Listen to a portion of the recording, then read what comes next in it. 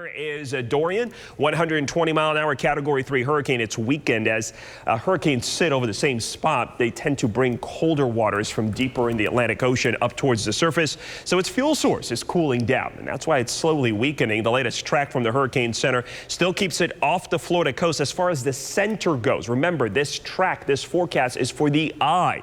The impacts of the storm extend hundreds of miles away, so the Florida East Coast will get tropical storm conditions, but hurricane force winds on this track, if it just stays as far as it is away now, will stay offshore. We should not see much in the way of hurricane force winds.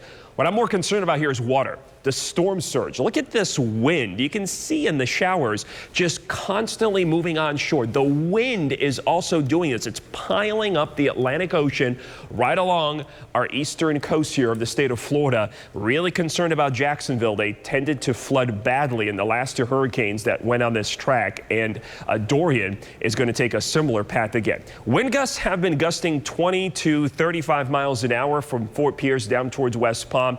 Had a report overnight of a wind gust to 60 at the Juno Beach Pier down across South Florida. Those gusts are going to be few and far between, but a couple strong winds are possible, including Polk and Highlands counties where tropical storm watches are in effect for today and later tonight. I think wind gusts there 45 to 50 by this evening. So you see the center did that chessboard thing, one up, one down, one up, one down, and it's continuing to drift to the north and west.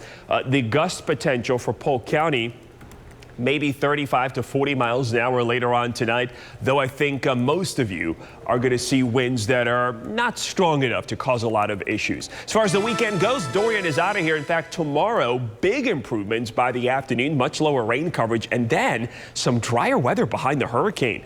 Look at that, 10% rain chance on Florida's most accurate 7-day forecast.